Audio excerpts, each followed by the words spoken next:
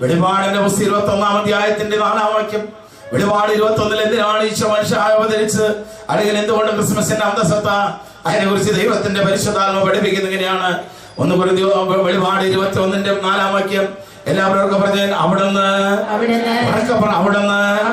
അവരുടെ മിഴിയിൽ നിന്ന് കണ്ണുനീർ തുടച്ചു നീക്കും. ഇനി മരണം ഉണ്ടായിരിക്കുകയില്ല. ഇനി മരണം. അതുകൊണ്ടാണ് എബ്രായർ ലേഖനത്തിന്റെ 2-ാം അധ്യായത്തിന്റെ 15-ാം വാക്യത്തിൽ യേശുവിന്റെ മനുഷ്യാവതാരത്തിന്റെ ഉദ്ദേശത്തെ കുറിച്ച് പരിശുദ്ധാത്മ നിറഞ്ഞ് എബ്രായർ ലേഖനത്തിലൂടെ പഠിപ്പിക്കുന്നത് ഇങ്ങനെയാണ്. 2-ാം അധ്യായം 15. എല്ലാവരും പറഞ്ഞ അത് ഈശോയുടെ മനുഷ്യാവതാരം രക്ഷാകര കൃത്യം മുഴുവൻ കുരിശുമരണം വരെ അല്ല ഉയർപ്പ് വരെ എല്ലാം വിടുവില്ല കേട്ടോ. അത് മരണത്തിന്റെ മേൽ അധികാരമുള്ള പിശാചിനെ തന്റെ മരണത്താൽ നശിപ്പിച്ച് മരണഭയത്തോടെ, മനുഷ്യന്റെ ഏറ്റവും വലിയ ഭയത ദൈവമക്കളെ, മരണഭയത്തോടെ ജീവിതകാലം മുഴുവൻ അടിമത്തത്തിൽ കഴിഞ്ഞിരുന്ന മാനവകുലം മുഴുവനെയും രക്ഷിക്കുന്നതിന് വേണ്ടിയാണല്ലോ. ക്രിസ്തുവിന്റെ യഥാർത്ഥ ഉദ്ദേശമായിരുന്നതുകൊണ്ടാണ് ആ സത്യം വളരെ വ്യക്തമായി നമ്മുടെ കർത്താവ് നമുക്ക് പറഞ്ഞു തരുന്നുണ്ട്. യോഹന്നാന്റെ സുവിശേഷം 11-ാം അധ്യായത്തിന്റെ 25-26 വാക്യം. യോഹന്നാന്റെ സുവിശേഷം 11:25-26 ഇങ്ങനെയാണ് വായിക്കുക. എല്ലാവർക്കും പറഞ്ഞ ഞാനാണ് പുനരുത്ഥാനവും ജീവനും, എന്നിൽ വിശ്വസിക്കുന്നവൻ മരിച്ചാലും ജീവിക്കും. അങ്ങനെ എന്നിൽ വിശ്വസിക്കുകയും എന്നിൽ ജീവിക്കുകയും ചെയ്യുന്നവൻ ഒരിക്കലും മരിക്കുകയല്ല. ഒരിക്കലും എന്തില്ല, ക്രിസ്ത്യാനി മരണമില്ലാത്തവനായി മാറ്റാൻ വേണ്ടിയിട്ടാണ് ഈശോ മനുഷ്യനായി അവതരിച്ചത്. അതുകൊണ്ടാണ് പരിശുദ്ധ സത്യതിരുസഭയില് ഏറ്റവും മൂല്യമായ ആരാധന ബലിയാണ് ദൈവങ്ങളുടെ വിശ്വകുർബാന. അതിനേക്കാൾ ഉന്നതമായ ഒരു അനുഷ്ഠാനം പ്രപഞ്ചത്തിലില്ല. ആക്കൊരു ബലിയിലെ ഏറ്റവും ശ്രേഷ്ഠമായ ഒരു പ്രാർത്ഥനയുടെ പുരോഹിതൻ ചെയ്യുന്ന പ്രാർത്ഥന, ദൈവമേ അവിടുന്ന് അമർത്യമായ ആത്മാവോടും മർത്യമായ ശരീരത്തിനും കൂടെ മനുഷ്യരായി അവതരിച്ചല്ലോ. അതിന്റെ പ്രധാനം ആ അവതരണമാണ് ദൈവങ്ങളെ ക്രിസ്മസിൽ നമ്മൾ ആഘോഷിക്കുന്നത്. ആ ക്രിസ്മസിന്റെ ഉദ്ദേശം മറ്റൊന്നുമല്ല, അതെ തന്നെ സ്വീകരിച്ച അവിടെ പറയാണ്, അങ്ങനെ എന്നിൽ വിശ്വസിക്കുകയും എന്നിൽ ജീവിക്കുകയും ചെയ്യുന്നവർ ഒരിക്കലും മരണമില്ലാത്തവരായി മാറ്റാൻ ഏദൻ തോട്ടത്തിലൂടെ ആദ്യ മനുഷ്യരിലൂടെ ഈ പ്രപഞ്ചത്തിലേക്ക് മരണം കടന്നു വന്നെങ്കിൽ രണ്ടാമത്തെ ആദമായ യേശു ക്രിസ്തുവിലൂടെ മരണം ഇല്ലായ്മ ചെയ്യപ്പെടുന്നു. അവന്റെ പക്ഷക്കാർ മരണമില്ലായ്മ അനുഭവിക്കുന്നു. അവന്റെ പക്ഷത്തല്ലാത്തവർ മരണം അനുഭവിക്കുന്നു. പിശാചിന്റെ പക്ഷക്കാരെ അനുഭവിക്കുന്നു. അത് വലിയൊരു പൊരുളാണ്. ജ്ഞാനം 2:24 കേട്ടോ. അവന്റെ പിശാചിന്റെ അസൂയ നിമിത്തം പ്രപഞ്ചത്തിലേക്ക് മരണം കടന്നു വന്നു. അവന്റെ പക്ഷക്കാർ അനുഭവിക്കുന്നു. യേശു ക്രിസ്തുവിലൂടെ പ്രപഞ്ചത്തിലേക്ക് ജീവൻ കടന്നു വന്നു. അവന്റെ പക്ഷക്കാർ ജീവൻ അനുഭവിക്കുന്നു. നേരത്തെ നമ്മൾ കണ്ട ജ്ഞാനം 2:24 അതിന്റെ എതിരായിട്ടുള്ള കോൺട്രവേഴ്സിയായ വാക്കുമാണ്. അത് നെഗറ്റീവ് ആണെങ്കിൽ ഇത് പോസിറ്റീവാണ്, അനുകൂലമാണ്. യോഹന്നാൻ 11:26 അതിന്റെ എതിരാണ്.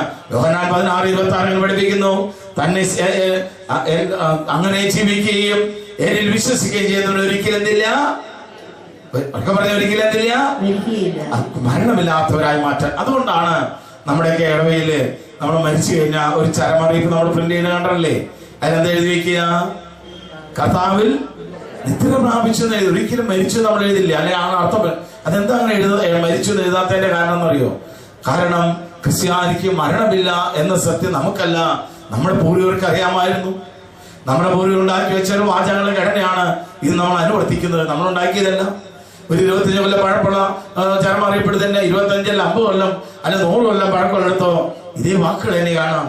എവിടെ നിന്നാണ് നമ്മുടെ പൂർവികർക്ക് അറിവ് കിട്ടിയത്? ഒരു ക്രിസ്ത്യാനിയുടെ വേർപാട് മരണമല്ല നിദ്രയാണ് എന്നത് നിങ്ങൾക്ക് ആർക്കെങ്കിലും അറിയുവാൻ ആഗ്രഹമുണ്ടെങ്കിൽ നിങ്ങൾ വായിക്കേണ്ടത് തെസ്സലോനിക്കർ 1-ാം ലേഖനമാണ്. 1 തെസ്സലോനിക്കർ 4-ാം അധ്യായത്തിന്റെ 13-ാം വാക്യത്തില് നമ്മൾ നോക്കുമ്പോൾ എവിടെ നിന്നാണ് നമ്മുടെ പൂർവികർക്ക് അറിവ് കിട്ടിയെന്ന സത്യം നമുക്ക് കാണാൻ സാധിക്കും. അവിടെ നമ്മൾ ഇങ്ങനെയാണ് വായിക്കുക. എല്ലാവർക്കും പറയുന്നത്, സഹോദരരെ പ്രത്യാശയില്ലാത്ത മറ്റുള്ളവർ ചെയ്യുന്നത് പോലെ പ്രത്യാശയില്ലാത്ത മറ്റുള്ളവർ വിദ്യാർത്ഥി ക്രിസ്ത്യാനി. ഒരു ക്രിസ്ത്യ പേരിലുണ്ട്. ഞാനോ നീ ക്രിസ്ത്യാനി ആകുന്നുണ്ടോ? ഇല്ല. പല ലക്ഷം കുടുംബ ലക്ഷം പേരിലുണ്ട്. ആര് സ്വർഗത്തിൽ പോകാൻ നീ മോഹിക്കണ്ട. ജീവിക്കുന്ന കർത്താവിന്റെ വചനത്തെ ആധാരമാക്കിക്കൊണ്ട് ഞാൻ നിങ്ങളോട് പറഞ്ഞു തരുന്നു, ദൈവമക്കളെ, സ്വർഗത്തിൽ പോകണമെങ്കിൽ വേറെ പുസ്തകത്തിൽ പേര് വേണം. ആ പുസ്തകത്തിന്റെ പേരാണ് ജീവന്റെ ഗ്രന്ഥം. പറഞ്ഞെല്ലാവരും വളരെ സ്പഷ്ടമായിട്ട് നമ്മുടെ ദൈവം നമ്മളെ പഠിപ്പിക്കുന്നുണ്ട്. വെളിപാടിന്റെ പുസ്തകം 21-ാം അധ്യായത്തിന്റെ 27-ാം വാക്യം, വെളിപാട് 21-27 ഇങ്ങനെയാണ് വായിക്കുക. എല്ലാവരും പറഞ്ഞു, എന്നാൽ കുഞ്ഞാടിന്റെ ജീവന്റെ ഗ്രന്ഥത്തിൽ പേരെഴുതപ്പെട്ടവർ മാത്രമേ അതിൽ പ്രവേശിക്കുകയുള്ളൂ. അശുദ്ധമായതൊന്നും മ്ലേച്ഛതയോ കൗടില്യമോ പ്രവർത്തിക്കുന്ന ആരും അവിടെ പ്രവേശിക്കില്ല. ആരും അവിടെ. അപ്പൊ എനിക്കോ നിനക്കോ നിത്യജീവൻ പ്രാപിക്കണമെങ്കിൽ, നമ്മുടെ യഥാർത്ഥ ഭവനത്തിലേക്ക് നാം പോകണമെങ്കിൽ, നമ്മുടെ കർത്താവ് നമ്മളെ പഠിപ്പിക്കുന്ന വലിയ ദാസനല്ല, നമ്മുടെ ദൈവം പഠിപ്പിക്കുന്നു, നമ്മുടെ പേർ ജീവന്റെ ഗ്രന്ഥത്തിൽ ഉണ്ടായിരിക്കണം. എവിടെ ഉണ്ടായിരിക്കണം? നമ്മുടെ പേര് പള്ളിയിൽ ഉണ്ട്, നല്ല ഒന്നാന്തര ക്രിസ്ത്യ പേരുണ്ട് നമുക്ക്. പക്ഷെ ജീവന്റെ ഗ്രന്ഥത്തിൽ ഇല്ല. എവിടെ പ്രവേശിക്കില്ല നമ്മൾ പഠിച്ചത്? പിന്നെ എവിടെ പ്രവേശിക്കുക? അത് നമ്മൾ മനസ്സിലാക്കിയിരിക്കണല്ലോ. ഈ പറയണ ഞാനും കേൾക്കണം. നിങ്ങളും 10, 25, 75 കൂടിയ 100 കൊല്ലത്തിനുള്ള ഈ പറയണ ഞാനും കേൾക്കണം. നിങ്ങൾ നേരിടേണ്ട സത്യമാണ്. ഇതുവരെ കേട്ടതും ഇനി കേൾക്കാൻ പോണതും. വല്ല അമ്മയുടെ ഉദരത്തിൽ വല്ല കുഞ്ഞു പോലും 100 കൊല്ലത്തിനുള്ള ഈ കേട്ടതൊക്കെ നേരിടേണ്ടി വരും. എന്റെയോ നിങ്ങളുടെ പേർ ജീവന്റെ ഗ്രന്ഥത്തിൽ ഇല്ലെങ്കിൽ നമ്മൾ എവിടെ പ്രവേശിക്കും? അത് നമ്മൾ ഓരോരുത്തരും അറിഞ്ഞിരിക്കണം. ഈ ക്രിസ്മസ് ആഘോഷിക്കുമ്പോൾ നക്ഷത്രങ്ങളുടെ എണ്ണം കൂട്ടല്ല നമ്മൾ വേണ്ടത്. വില കൂടിയ പുൽക്കോടുകളോ അല്ലെങ്കിൽ വില കൂടിയ അതിലുള്ള നമ്മുടെ ആട്ടിടയന്മാരും മാതാവിനും ഔസപിതാവിനും വെക്കലല്ല പ്രധാനപ്പെട്ടത്. ദൈവമക്കളെ, നമ്മുടെ ഹൃദയത്തിൽ ഈ ആത്മീയമായ ബോധ്യങ്ങൾ ഉണ്ടാവണം. പോരാ, ആത്മീയ ബോധ്യങ്ങൾ അനുസരിച്ച് നമ്മുടെ ജീവിതത്തെ ദൈവോന്മുഖമായി ക്രമീകരിക്കണം. അതിനായിരിക്കണം ഇന്നത്തെ തീരുമാനങ്ങൾ എടുക്കേണ്ടത്. നമ്മുടെ പേർ ജീവന്റെ ഗ്രന്ഥത്തിൽ ഇല്ലെങ്കിൽ നാം എവിടേക്ക് തള്ളപ്പെടും? എവിടെയാണ് നമ്മുടെ അന്ത്യമായിരിക്കുക എന്ന് നമ്മുടെ ദൈവം നമ്മളെ പഠിപ്പിക്കുന്നുണ്ട്. വെളിപാട് 20-ാം അധ്യായത്തിന്റെ 14-ഉം 15-ഉം വാക്യം നിങ്ങൾ വായിച്ചു നോക്ക്. വെളിപാട് 20-14-15 ഇങ്ങനെയാണ് പഠിക്കുക. എല്ലാവരും പറഞ്ഞേ, ഇതാണ് രണ്ടാമത്തെ മരണം, അഗ്നി തടാകം. ജീവന്റെ ഗ്രന്ഥത്തിൽ പേരെഴുതപ്പെടാത്തവരെല്ലാം അഗ്നി തടാകത്തിലേക്ക് എറിയപ്പെട്ടുവല്ലോ. ജീവന്റെ ഗ്രന്ഥത്തിൽ പേരെഴുതപ്പെടാത്തവർ എവിടേക്ക് എറിയപ്പെടും? അതുകൊണ്ടാണ് 1 തെസ്സലോനിക്കർ 4-ാം അധ്യായത്തിന്റെ 13-ാം വാക്യം അവിടെ ഇങ്ങനെയാണ് വായിക്കുക. സഹോദരരെ, എല്ലാവരും സഹോദരങ്ങളെ, പ്രത്യാശയില്ലാത്ത മറ്റുള്ളവർ ചെയ്യുന്നത് പോലെ നിങ്ങൾ ദുഃഖിക്കാതിരിപ്പാൻ നിദ്ര പ്രാപിച്ചവരെ പറ്റി. ആരെ പറ്റിയാണ്? അത് നമ്മുടെ ഭാഷ പറഞ്ഞാലാണ്.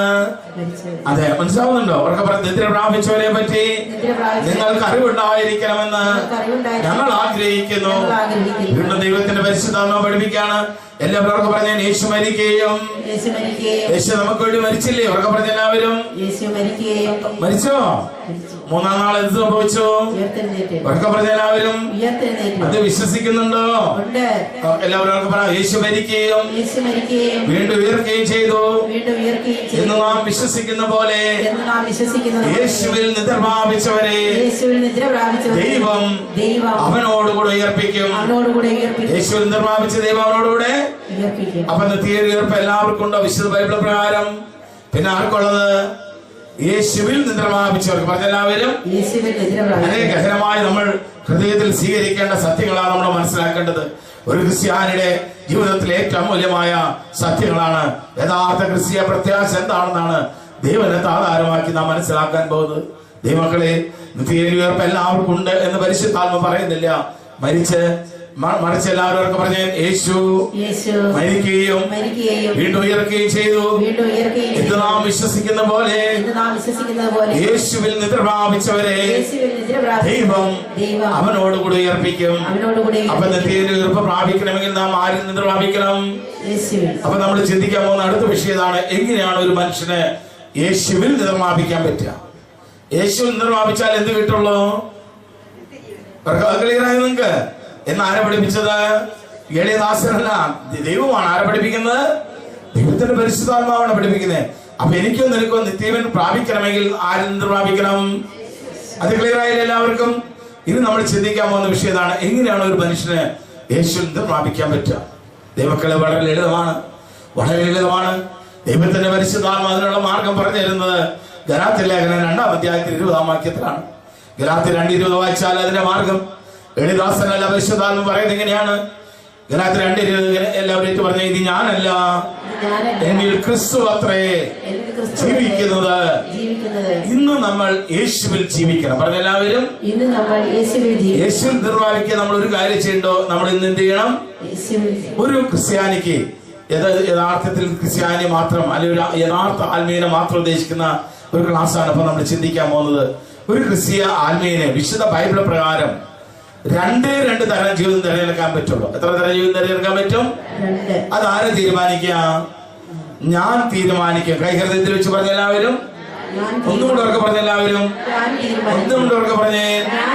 നിന്റെ ആത്മീയത എങ്ങനെ വേണമെന്ന് നിന്റെ ഭാര്യയോ ഭർത്താവോ മക്കളോ അപ്പനോ അമ്മയോ ആരുമല്ല, പിശാചിന് പഴിചാരണ്ട, നീയാണ് തീരുമാനിക്കുക. പറഞ്ഞ എല്ലാവരും മക്കളെ, രണ്ട് തരം ആത്മജീവിതം വിശുദ്ധ ബൈബിൾ പ്രകാരം ഒരു യഥാർത്ഥ ആത്മീയനെ സ്വീകരിക്കാൻ പറ്റുള്ളെന്ന് ബൈബിളിൽ ദൈവം പഠിപ്പിക്കുന്നുണ്ട്. ഏതാണ് രണ്ട് തരമെന്ന് ദൈവന് ആധാരമാക്കി ഞാൻ നിങ്ങൾക്ക് പറഞ്ഞുതരാം. ഒന്ന്, സ്വയം കേന്ദ്രീകൃതമായി ചെയ്യുന്നു. പറഞ്ഞെല്ലാവരും എന്താണ് സ്വയം സെൽഫ് സെന്റേർഡ് എന്ന് പറയും? അതിന്റെ അർത്ഥം വളരെ ലളിതമാണ്. എല്ലാവരും പറഞ്ഞു, നമ്മുടെ ശരീരത്തിനും മനസ്സിനും തോന്നുന്ന പോലെ ജീവിക്കുക. അതിന് പറയുന്ന പേരാണെന്ത്? സ്വയം. നമ്മൾ 25 ദിവസം നോയമ്പെടുക്കാന്ന് നോയമ്പെടുത്തു. ഇനി ക്രിസ്മസ് അല്ലേ വരണേ, കള്ളുപിടിക്കാന്ന് കള്ളുപിടിച്ചു. അത് അയൽക്കാരും മിണ്ടണമെന്ന് മിണ്ടില്ല, ഇയാളോട് മിണ്ടാന്നൊന്നും മിണ്ടി. കുടുംബ പ്രാർത്ഥന എല്ലാം തോന്നി ചെല്ലി. ടിവിയിൽ നല്ല പ്രോഗ്രാം, പ്രാർത്ഥന വേണ്ടടി, വേണ്ട. പള്ളി പോകാൻ തോന്നി പള്ളി പോയി. ഭയങ്കര മഴ, ഇന്ന് പള്ളി പോകണ്ട, പോയില്ല. ഇതിനെ പറയുന്ന പേരാണെന്ത്? സ്വയം കേന്ദ്രീകൃതമായി ചെയ്യുന്നു. പറഞ്ഞ എല്ലാവരും കുറച്ചുകൂടി ലളിതമായി പറഞ്ഞാൽ ശരീരത്തിനും മനസ്സിലും തോന്നുന്ന പോലെ ജീവിക്കുക. ദൈവമക്കളെ, ഈ ജീവിതമാണ് ഞാൻ നിങ്ങളെ നയിക്കുന്നെങ്കിൽ ജീവിക്കുന്ന കർത്താവിന്റെ വചനത്തെ ആധാരമാക്കിക്കൊണ്ട് നിങ്ങളോട് ഞാൻ പറയുന്നു, നമ്മുടെ അന്ത്യം ഒരിക്കലും നിദ്രയായിരിക്കില്ല, മരണമായിരിക്കും. എന്തായിരിക്കും? എന്താണ് നിദ്രയും മരണം നമ്മുടെ വ്യത്യാസം? മരണം നരകത്തിലേക്കുള്ള മാറ്റപ്പെടലാണ്, നിദ്ര സ്വർഗത്തിലേക്കുള്ള മാറ്റപ്പെടൽ. മരണം എവിടേക്കുള്ള മാറ്റപ്പെടലാണ്? നിദ്ര എവിടേക്കാണ്? ഞാനല്ല, ദൈവത്തിന്റെ പരിശുദ്ധാത്മ പറയുന്ന വാക്കാണിത്. എഫെസോസ് ലേഖനം 2-ാം അധ്യായത്തിന്റെ 3-ാം വാക്യം. എഫെസോസ് 2:3 2-ാം അധ്യായത്തിന്റെ 3-ാം വാക്യത്തിന്റെ ലളിതമായ നാടൻ ഭാഷയാണ് ഞങ്ങൾക്ക് പറഞ്ഞത്. അവിടെ ദൈവത്തിന്റെ പരിശുദ്ധാത്മീയനാണ് പഠിപ്പിക്കുക. അനുസരണക്കേടിന്റെ ഈ മക്കളോടൊപ്പം ഒരു കാലത്ത് നമ്മളും ശരീരത്തിന്റെയും മനസ്സിന്റെയും അഭിലാഷങ്ങൾ സാധിച്ചുകൊണ്ട് ജഡമോളിൽ ജീവിച്ചു. പള്ളി പോകാൻ തോന്നി പോയി, പോണ്ടാന്ന് പോയില്ല. നോയമ്പെടുക്കാൻ നോയമ്പെടുത്തു, കല്ലുടിക്കാന്ന് കല്ലുടിച്ചു, മിണ്ടാന്ന് തോന്നി മിണ്ടി, മിണ്ടണ്ടാന്ന് മിണ്ടിയില്ല. ദൈവമക്കളെ പ്രാർത്ഥിക്കാന്ന് പ്രാർത്ഥിച്ചു, പ്രാർത്ഥിക്കേണ്ടെന്ന് പ്രാർത്ഥിച്ചില്ല. ദൈവമക്കളെ, അതിന്റെ ആത്മീയ ഭാഷയാണ് ശരീരത്തിനും മനസ്സിനും തോന്നുന്ന പോലെ ജീവിക്കുക. അതുകൊണ്ടാണ് പരിശുദ്ധാത്മ പഠിപ്പിച്ചത്, നമ്മളെ മറ്റുള്ളവരെ പോലെ സ്വഭാവേന ക്രോധത്തിന്റെ മക്കളായി തീർന്നു. എന്തിന്റെ മക്കളാണ്? ആരുടെ ക്രോധത്തിന്റെ? ദൈവക്രോധത്തിന്റെ. പറഞ്ഞെല്ലാവരും ദൈവമക്കളെ, താഴേക്ക് എഴുതി വെച്ചിരിക്കുന്നു, എന്നാൽ പാപം വഴി നാം മരിച്ചവരായി തീർന്നു. പാപം വഴി മരണം നരകത്തിലേക്കുള്ള മാറ്റപ്പെടലാണ് ദൈവമക്കൾ. ഇനി എന്താണ് ക്രിസ്തു കേന്ദ്രീകൃതമായ ജീവിതം? നേരത്തെ നമ്മൾ സ്വയം കേന്ദ്രീകരണം പറഞ്ഞത്. ക്രിസ്തു കേന്ദ്രീകരണം വളരെ ലളിതമാണ്, വളരെ ലളിതം. അതിനർത്ഥത്തിലുള്ളൂ, നമ്മുടെ ശരീരത്തിനോ മനസ്സിനോ തോന്നുന്ന പോലെ നാം ജീവിക്കില്ല. ശരീരത്തിനോ മനസ്സിനോ തോന്നുന്ന പോലെ, പിന്നെ ആര് പറയുന്ന പോലെ ജീവിക്കും?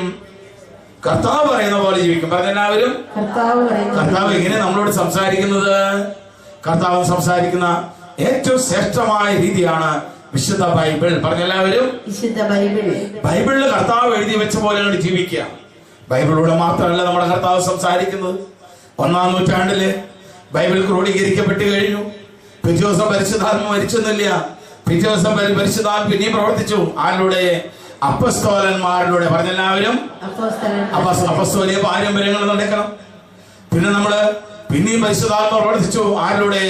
സഭയുടെ പിതാക്കന്മാരിലൂടെ. പറഞ്ഞെല്ലാവരും 8-ാം നൂറ്റാണ്ട് വരെയുള്ള ആത്മീയശേഷ വിശുദ്ധന്മാരാണ് സഭയുടെ പിതാക്കന്മാരെന്ന് പറയുന്നത്. അവരുടെ പഠനങ്ങളാണ് പിതാക്കന്മാരുടെ പഠനങ്ങൾ, ഇല്ലേ?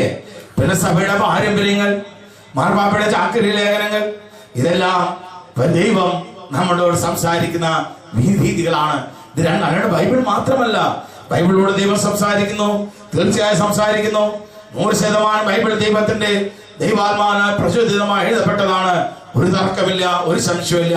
പക്ഷേ ബൈബിൾ മുഴുവൻ നമ്മൾ അംഗീകരിക്കാൻ കടപ്പെട്ടിരിക്കുന്നു. പോരാ, സഭയുടെ പാരമ്പര്യങ്ങളും അംഗീകരിക്കുവാൻ നാം കടപ്പെട്ടിരിക്കുന്നു. കാരണം 1-ാം നൂറ്റാണ്ടിന് ശേഷം പരിശുദ്ധാത്മാവ് സഭയിലൂടെ, ശ്ലീഹാന്മാരിലൂടെ, സഭയുടെ പാരമ്പര്യങ്ങളിലൂടെ, പിതാക്കന്മാരിലൂടെ, മാർപ്പാപ്പമാരിലൂടെ നമ്മുടെ പരിശുദ്ധാത്മാവ് നാം തന്റെ ജനമായി നമ്മളോട് സംസാരിക്കുന്നു. അതനുസരിക്കലും ദൈവത്തിന്റെ ഇഷ്ടം നിറവേറ്റലാണ്. Praise the Lord. ഈശോയുടെ വാക്കിൽ പറഞ്ഞാൽ എന്താണ് ക്രിസ്തു കേന്ദ്രീകൃതമായ ജീവിതം? യേശുവിന്റെ വാക്കിൽ പറഞ്ഞാൽ വളരെ ലളിതമാണ്. യോഹന്നാന്റെ സുവിശേഷം 15-ാം അധ്യായത്തിന്റെ 7-ാം വാക്യം. യേശുവിന്റെ ഭാഷ പറഞ്ഞാൽ അത് ഉൾക്കൊണ്ടുമെല്ലാം ഞാൻ പറഞ്ഞതും പറയാൻ വിട്ടുപോയതെല്ലാം ആ ഒറ്റ വാക്കിൽ ഉൾക്കൊള്ളുന്നുണ്ട്. നമ്മുടെ കർത്താവിന്റെ, നമ്മുടെ ഗുരുവിന്റെ സംസാരത്തിലൂടെ യോഹന്നാന്റെ സുവിശേഷം 15-ന്റെ 7 ഇങ്ങനെയാണ് പഠിപ്പിക്കുക. എല്ലാവരോടും പറഞ്ഞത്, നിങ്ങൾ എന്നിൽ വസിക്കുകയും എന്റെ വാക്കുകൾ നിങ്ങളിൽ നിലനിൽക്കുകയും ചെയ്യുന്നുവെങ്കിൽ ഇഷ്ടമുള്ളത് ചോദിച്ചു കൊള്ളുക, നിങ്ങൾക്ക് ലഭിക്കുക തന്നെ ചെയ്യും. നിങ്ങൾക്ക് ലഭിക്കുക തന്നെ ചെയ്യും. ഇഷ്ടമുള്ളത് ചോദിക്കാനാണ് കഥ പറയണം കേട്ടോ. പക്ഷേ അതിന് കണ്ടീഷൻ ഉണ്ട്. നമ്മൾ ആരിൽ വസിക്കണം? യേശുവിൽ വസിക്കണം. യേശുവിൽ വസിക്കാന്ന് പറഞ്ഞാൽ അതിന്റെ അർത്ഥം എന്താണെന്നറിയോ? യേശുവിന്റെ അതിന്റെ അർത്ഥമാണ് താഴേക്ക്, എന്റെ വചനം നിങ്ങളിൽ നിലനിൽക്കണം. പറഞ്ഞെല്ലാവരും എന്റെ വചനം നിങ്ങളിൽ നിലനിൽക്കണം. അതാണ് ക്രിസ്തുവിന്റെ. ഇപ്പൊ ഒരു ഉദാഹരണത്തിന് ഈശോ പറഞ്ഞു, ബലിപീഠത്തിൽ വരുമ്പോൾ ആരോടെങ്കിലും വിരോധമുണ്ടെങ്കിൽ നമ്മൾ എന്ത് ചെയ്യണം? നമുക്ക് ഏതെങ്കിലും ഒരു കൊച്ചു വെറുപ്പുണ്ടെന്ന് വെക്കുക, നമ്മുടെ പ്രാർത്ഥന സ്വർഗത്തിലേക്ക് വരുമോ? കർത്താവെ, ഇപ്പൊ അറിയാമോ, നമുക്ക് ഒരുപാട് ദ്രോഹം ചെയ്ത വ്യക്തിയാണ് അവളായിട്ട്. ചില ആളുകൾ നമ്മൾ അകന്ന് നിന്ന സംഭവം കുറച്ച് നല്ലതാ, അടുപ്പിച്ചു കഴിഞ്ഞാൽ എന്നും ശരിയാ. കർത്താവെ, അകന്നിക്കാൻ നല്ലത് എന്ന് ആർക്ക് തോന്നും? നമ്മുടെ മനസാക്ഷി തോന്നും. കർത്താവ് എന്താ പറയണേ? നീ ഇവിടെ മുട്ടുമൊത്തി നിന്റെ പ്രാർത്ഥന, നമ്മുടെ പ്രാർത്ഥനകളെല്ലാം ശരിക്കുള്ള ദുർവാർച്ചന നമ്മളെ കൊന്തിരിക്കല്ല, അതെല്ലാം ഒരു അനുഷ്ഠാനമാണ്. യഥാർത്ഥ ദുർവാർച്ചന എന്താന്ന് പറയുന്നത് നിങ്ങൾക്ക്? തന്റെ മക്കളായ നമ്മുടെ പ്രാർത്ഥനകളാണ് ദുർവാർച്ചനകൾ. പറഞ്ഞെല്ലാവരും ദൈവത്തിന് ഏറ്റവും ഹൃദയമായ ദുർവാർച്ചന നമ്മുടെ ഓരോ ദൈവമക്കളുടെ പ്രാർത്ഥനകളാണ്. വിശുദ്ധന്മാർ, നമ്മളൊക്കെ വിശുദ്ധരാകാൻ വിളിക്കപ്പെട്ടവരും വേർതിരിക്കേണ്ടവരുമാണ്. തന്റെ മക്കളായ നമ്മുടെ പ്രാർത്ഥനകളാണ് കർത്താവിന്റെ ഹൃദയത്തിന് പരിമള ധൂപം പോലെ സ്വീകാര്യമാകുന്ന ധൂപാർച്ചന. ദൈവമക്കളെ, കർത്താവ് നമ്മുടെ നയനങ്ങള്, നമ്മുടെ സമർപ്പിക്കുന്ന വൈദ്യുതികൂടുകളോ പൂച്ചെണ്ടുകളോ ഒന്നല്ല. കർത്താവ് നമ്മൾ സമർപ്പിക്കുന്ന ഓരോ പ്രാർത്ഥനകളും, ഓരോ അർത്ഥനകളും, ഓരോ വിശുദ്ധിയും, ഓരോ ഭക്തിയും കർത്താവിന്റെ നയനങ്ങൾക്ക് അതേ സുരൂപരകാക്ഷിയായി മാറണമെങ്കിൽ, നമ്മുടെ പ്രാർത്ഥനകളും ആരാധനകളും കർത്താവിന്റെ ഹൃദയത്തിന് പരിമള ധൂപം പോലെ സ്വീകാര്യമാകണമെങ്കിൽ ഈശോ പറഞ്ഞു, ആരോട് നിനക്ക് എന്തുണ്ടാകരുത്? വെറുപ്പുണ്ടാകരുത്. യേശു പറഞ്ഞു, നിങ്ങൾ ഇന്നു മുതൽ നിങ്ങൾ രണ്ടല്ല, എത്രയാണ്? നിന്റെ കുറവുകളോടുകൂടെ, പോരായ്മകളോട് നിന്റെ ജീവിത പങ്കാളി ഉൾക്കൊള്ളാൻ പറ്റാത്തിടത്തോളം എത്രമായ തീവ്രമായ പ്രാർത്ഥനകളും അനുഷ്ഠാനങ്ങളും നിങ്ങൾ നടത്തിയോ ദൈവമക്കളെ, അത് സ്വർഗത്തിൽ അംഗീകാരത്തിന് കരണീയമായി ഭവിക്കില്ല. സ്വർഗത്തിൽ അംഗീകാരത്തിന് പറഞ്ഞേ, സ്വർഗത്തിൽ അംഗീകാരത്തിന് കരണീയമായി ഭവിക്കില്ല. സ്വർഗത്തിൽ അംഗീകരിക്കപ്പെടാത്തതൊന്നും ഈ പ്രപഞ്ചത്തിൽ നമുക്ക് അനുഗ്രഹമായി മാറില്ല. എല്ലാവരും പറഞ്ഞത് അത് അനുഗ്രഹമായിട്ട് ദൈവമക്കളെ നമ്മൾ വ്യക്തമായ കുറച്ച് കാര്യങ്ങൾ ചെയ്തു. അപ്പൊ വാക്യം പറഞ്ഞ അതെ ഭർത്താവ് പറഞ്ഞ മാതാപിതാക്കന്മാരെ നിന്റെ കഴിവിനത്ത് ബഹുമാനിക്കണം. ശരി, ബഹുമാനിക്കാം. നിങ്ങളെ പ്രഭാതത്തിലും സന്ധിക്കും പ്രാർത്ഥിക്കണം. ശരി, പ്രാർത്ഥിക്കാം. നിങ്ങളുടെ വരുമാനത്തിലെ 10-1, നിങ്ങളുടെ വരുമാനത്തിൽ ലാഭത്തിന്റെ 10-1 കർത്താവിന്റെ ആലയത്തിലേക്ക് നീ കൊടുക്കണം. അത് കൊടുക്കാത്തിടത്തോളം എത്ര തീവ്രമായി പ്രാർത്ഥിച്ചാലും, എത്ര ആത്മനിഷ്ഠാനം ചെയ്താലും സ്വർഗത്തിൽ നിന്റെ പ്രാർത്ഥന അനുഗ്രഹമായി മാറില്ല. നമ്മുടെ കുടുംബത്തിലേക്ക് അനുഗ്രഹമായി മാറില്ല. അയൽക്കാരനോട് നീ രമ്യപ്പെടണം. നീ മാതാപിതാക്കന്മാരെ ബഹുമാനിക്കണം. കുടുംബജീവിതത്തിൽ നിന്റെ കർത്താവിന്റെ മുമ്പിൽ നീതിയോടെ ആഭരിക്കണം. നിന്റെ ആലയം കർത്താവിന്റെ, നിന്റെ ശരീരം കർത്താവിന്റെ ആലയമാണ്. അത് നീ നശിപ്പിക്കരുത്. മദ്യപിച്ചോ, വലിച്ചോ, പാൻസ് ഉപയോഗിച്ചോ. ദൈവമക്കളെ, പരദൂഷണക്കാരന് ശപിക്കപ്പെട്ടവനാണ് എന്ന് കർത്താവിന് വചനം പഠിപ്പിച്ചു. നമ്മൾ അമൃതമായ സംഭാഷണം ഉപേക്ഷിക്കണം. ഇങ്ങനെ എവിടെയെല്ലാം ദൈവം മക്കളെ അരുത് അരുത് അരുത് എന്ന് പറഞ്ഞിട്ടുണ്ടോ, ആ അരുതെന്നല്ല പറഞ്ഞതല്ല നമ്മൾ ഉപേക്ഷിക്കുക. എന്തൊക്കെ ദൈവം ചെയ്യാൻ പറഞ്ഞിട്ടുണ്ടോ അതൊക്കെ നമ്മൾ ചെയ്യുക. ഈ അവസ്ഥയ്ക്ക് പറയുന്ന പേരാണ് നിങ്ങൾ എന്നിൽ വസിക്കുക. അതെല്ലാവരും എന്റെ വാക്കുകൾ നിങ്ങളെ നിലനിൽക്കുക. രണ്ടൊരു അർത്ഥം കേട്ടോ. എന്റെ വാക്കുകൾ നിങ്ങളിൽ ആ ജീവിതത്തിന്റെ ഗുണമാണ് കർത്താവ് പറയാ. നിങ്ങൾ എന്നിൽ യോഹന്നാൻ 15:7 നിങ്ങൾ എന്നിൽ വസിക്കുകയും എന്റെ വാക്കുകൾ നിങ്ങളെ നിലനിൽക്കുകയും ചെയ്യുന്നെങ്കിൽ ഇഷ്ടമുള്ളത് ചോദിച്ചു കൊള്ളുക, നിങ്ങൾക്ക് ഇഷ്ടമുള്ള ചോദിക്കാൻ തുടങ്ങിയിട്ട് കാലം കുറയല്ലേ? കിട്ടുന്നുണ്ടോ? കിട്ടണില്ല, കിട്ടൂല. എന്താ കിട്ടാത്ത കാരണം? കിട്ടുന്ന ആ ചോദിക്കുന്നതിന് മുമ്പ് 2 കണ്ടീഷൻ കർത്താവ് പറഞ്ഞിട്ടുണ്ട്. എന്താ കണ്ടീഷൻ? നിങ്ങൾ എന്നിൽ വസിക്കണം, എന്റെ വാക്ക് നിങ്ങളില്. ഇത് രണ്ടും ചെയ്തിട്ട് വേണം എന്ത് ചെയ്യാൻ? ചോദിക്കുന്നതിനൊരു കുറവ് വരുത്തുന്നില്ല. കിട്ടുന്നില്ല, കിട്ടൂല. ദൈവത്തിന്റെ വചനം നുണയെന്നല്ല, ഇത് 2 ചെയ്യണം. യേശുവിന്റെ വാക്ക് നിലനിൽക്കുക, യേശുവിൽ വസിക്കാതെ വേണം. അതിന്റെ അർത്ഥമാണ് ഈശോ പറഞ്ഞതൊക്കെ നമ്മൾ ചെയ്യണം. നമുക്ക് ചെയ്യാൻ പറ്റാതെ മാത്രമേ ചെയ്യാൻ കർത്താവ് പറഞ്ഞിട്ടുള്ളൂ. കഠിനമായതൊന്നും ചെയ്യാൻ ദൈവം പറഞ്ഞിട്ടില്ല ബൈബിളില്. കഠിനമേറിയ പലതും നമ്മൾ ചെയ്യുന്നുണ്ട്. അതൊക്കെ നമ്മുടെ ഭക്തി തീക്ഷ്ണത. ബൈബിളിന്റെ മനോഹാരിത ലളിതമായത്, വളരെ ലളിതമായി ചെയ്യാൻ മാത്രമേ ബൈബിളിൽ കർത്താവ് പറഞ്ഞിട്ടുള്ളൂ. അതാണ് ബൈബിളിലെ ദൈവ മക്കളെ. അങ്ങനെ ജീവിക്കുന്ന ജീവിതത്തെ പറയുന്ന പേരാണ് ക്രിസ്തു കേന്ദ്രീകൃതം. പറഞ്ഞെല്ലാവരും ക്രിസ്തു കേന്ദ്രീകൃതം. ഒരു വ്യക്തി ക്രിസ്തു കേന്ദ്രീകൃതമായി ജീവിച്ചാൽ ആ വ്യക്തിയുടെ അന്ത്യത്തെ കുറിച്ച് എങ്ങനെ ആയിരിക്കാം ഈ ലോകത്തിലെ വേർപാട്, അന്ത്യം എന്തായിരിക്കുമെന്ന് ദൈവത്തിന്റെ പരിശുദ്ധാത്മാവ് റോമാക്കാരുടെ ലേഖനം 8-ാം അധ്യായം 1-ാം വാക്യത്തിലൂടെ പറയുന്നത് എങ്ങനെയാണ്? റോമ 8:1 ഇങ്ങനെ പഠിപ്പിക്കുന്നു. എല്ലാവർക്കും പറഞ്ഞേ, ആകയാൽ ഇപ്പോൾ യേശു ക്രിസ്തുവിനോട് ഐക്യപ്പെട്ടിരിക്കുന്നവർക്ക് ശിക്ഷാവിധിയില്ലല്ലോ. ആകയാൽ ഇപ്പോൾ യേശുവിനോട് ഐക്യപ്പെട്ടിരിക്കുന്നവർക്ക് എല്ലാവർക്കും ശിക്ഷാവിധി ഇല്ല എന്നല്ല എഴുതി വെച്ചിരിക്കുന്നത് കേട്ടോ. പിന്നെ ആർക്കാണ്? അതാര് ചെയ്യണം? ബൈബിളിൽ എല്ലാ വാക്യങ്ങൾക്ക് എത്ര തലമുണ്ട്? ഞാൻ പണ്ട് പറഞ്ഞു തന്നുണ്ട്. എത്ര തലമുണ്ട്? ഉറക്കെ പറഞ്ഞേ. ഏതാ 2 തലം? മനുഷ്യന്റെ തലവും ദൈവത്തിന്റെ തലം. പറഞ്ഞെല്ലാവരും മനുഷ്യന്റെ തലമാണ് എന്ത്? യേശുവിനോട് ഐക്യപ്പെടുക. പറഞ്ഞെല്ലാവരും ദൈവമക്കൾ എല്ലാ മേഖലകളിലും, സംസാരത്തിന്റെ മേഖലയിലാകട്ടെ, പ്രവൃത്തിയുടെ മേഖലയിലാകട്ടെ, ചിന്തയുടെ മേഖലയിലാകട്ടെ, ദൈവജനത്തോട് താതാത്മ്യപ്പെട്ട ഒരു ജീവിതം നമ്മൾ നയിക്കണം.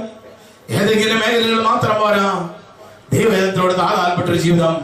ആ ജീവിതം നമ്മൾ നയിച്ചാൽ നമ്മുടെ ഈ ലോകത്തിൽ വേർപാട് ഒരിക്കലും മരണമായിരിക്കില്ല, നിദ്രയായിരിക്കും. നിദ്ര സ്വർഗത്തിലേക്കുള്ള മാറ്റപ്പെടലാണ് നിദ്ര.